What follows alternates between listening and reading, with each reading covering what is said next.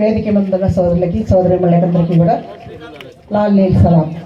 మిత్రులారా, ఇప్పటిదాకా మీరు విశారదన్ గారి గురించి నేనైతే చాలా దూరంగా ఉన్నాను విశాఖపట్నంలో, కానీ ఆయన వింటూ వచ్చారు, ఇవాళ ప్రత్యక్షంగా విన్నాను. ఇంతకన్నా మీకు అర్థమయ్యే రీతిలో ఇంకెవరైనా చెప్పగలరా? కొన్ని సంవత్సరాలుగా ఆయన కాలికి బలపం కట్టుకొని తిరుగుతున్నాడు. ఆయన ప్రతి గుండెని తట్టి లేపుతున్నాడు. కానీ మనలోనే చైతన్యం రాలేదు, ఇంకా నిద్రపోతున్నాం, మనం జాగృతం కాలేదు.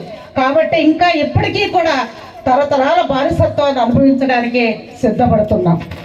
ఎప్పటికీ కూడా మన ఓటుని మన దోపిడీ చేస్తున్న దోపిడీ శక్తులకి, ఆధిపత్య కులాల వాళ్ళకి ఓటేసి వాళ్ళని గద్దె మీద కూర్చోబెట్టి ప్రభువులుగా వాళ్ళనే నిలబెడుతున్నాం.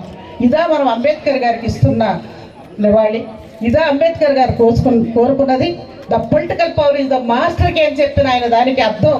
ఇన్నేళ్ళైనా 75 ఏళ్ళైనా సరే ఇంకా మనం బానిసత్వంలో, మనువాదంలో, బ్రాహ్మణికల్ కల్చర్లో, కులతత్వంలో, మతతత్వంలో, అజ్ఞానంలో, అంధకారంలో ఇంకా కురిగిపోవటమేనా?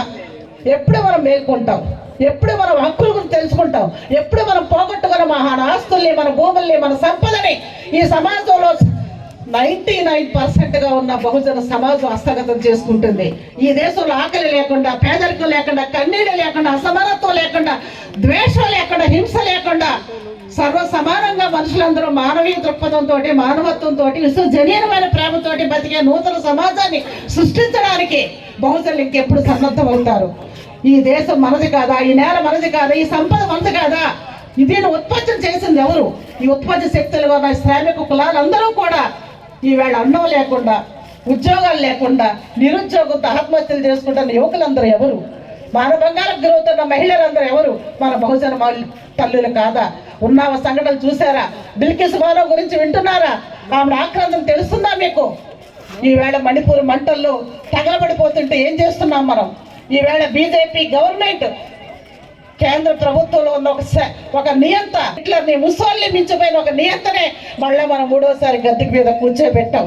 ఇంకా ఈ దేశాన్ని కులపరంగా, మతపరంగా మళ్ళీ విడదీసి మళ్ళీ అనగదొక్కి అధికారాన్ని కట్టబడుతూ మరింకా బానిసత్వంలో మనం కూలిపోతున్నాం. మిత్రులారా, నిజంగా అంబేద్కర్ గారి ముందు మన తలెత్తులు నిలబడాలంటే, అసలు మాట్లాడాలంటే, భీమారావు రామ్జీ అంబేద్కర్ గారు మనవడైన ఆయన చెప్పినది మీకు అర్థమవుతుందా? అంబేద్కర్ విగ్రహాలు పెట్టుకోవడం కాదు, జాతరలు చేయడం కాదు, పండగలు చేయడం కాదు, ఆయన ఏది కోరుకున్నాడో దాన్ని అమలు చేసి తీరడమే. ఆ అంబేద్కర్ సిద్ధాంతానికి మనం అంకితం పనిచేయడమే. మనుషులందరూ సర్వ సమానంగా బతికే ఒక నూతన సామాజిక వ్యవస్థని నిర్మించడమే మనం ఆయనకు అర్పించే నివాళి అవుతుంది. అందుకోసం మనం సమాయత్తం కావాల్సిన అవసరం ఉంది. విశారదన్ గారు చెప్పారు ఒక్క మాటలో, ఈ రెడ్డిల రాజ్యం, కమ్మల రాజ్యం, వెలమల రాజ్యం పోవాలి మిత్రులారా. ఈ శ్రామిక కులాల వాళ్ళం, అణగారిన వర్గాల వాళ్ళం, ఈ దేశానికి అన్నం పెట్టిన వాళ్ళం, సంపదను సృష్టించిన వాళ్ళం, నాగరికత నిర్మించిన వాళ్ళం, ఈ దేశంలో అన్ని సకల సంపదలకి అధికారం దూరంగా బతుకుతున్న మనం ప్రభులపై గద్దె మీద కూర్చున్నప్పుడు మాత్రమే అంబేద్కర్ గారు రుణం తీర్చుకున్న వాళ్ళు అవుతాం. అప్పటిదాకా మనం రుణగ్రస్తులుగానే ఉంటాం.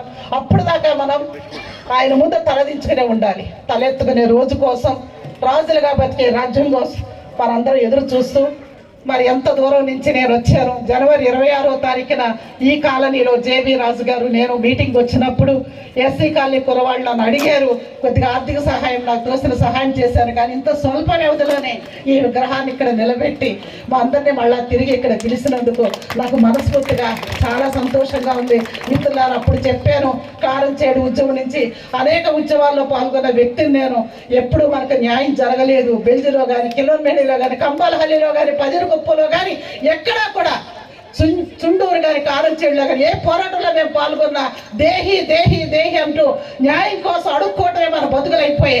ఈ అధికారంలో కూర్చున్న వాళ్ళు, మనల్ని చంపిన వాళ్ళు, నరికిన వాళ్ళు, రక్తపాతాలు సృష్టించిన వాళ్ళు, నరమేధాలు సృష్టించిన వాళ్ళు మనకు న్యాయం చేస్తారా ఈ గంట మీద? భారతదేశంలో ఎక్కడైనా సరే దళితుల మీద జరిగిన ఊసంకొతకి ఎక్కడైనా శిక్షలు పడి అగ్ర కులాల వాళ్ళు జైలుకి వెళ్ళిన సందర్భాలు ఉన్నాయా మనకి? ఎప్పటికీ కూడా న్యాయం మనకు అండగా లేదు. చట్టం మన తోడు రాదు. ఏ పోలీస్ అధికారి మనకు అండగా ఉన్నాడు. కాబట్టి అంబేద్కర్ గారు అధికారం ఎవరి చేతుల్లో ఉంటే అప్పుడు మాత్రమే మనకి బానిసత్వం నుంచి విముక్తి వస్తుంది. సకల మనుషులు కూడా మానవత్వంతో బతకగలుగుతారు. ఆ బహుజన రాజ్యాధికారాన్ని తీసుకొచ్చే దిశగా ఎప్పటికైనా సోదరులు సోదరిమణులు ఎదగాలని, ఆలోచించాలని, సంఘటితం అవ్వాలని, పిడికిళ్ళు బిగించాలని మనస్ఫూర్తిగా కోరుకుంటూ జై భీములు తెలియజేస్తూ మీ దగ్గర సెలవు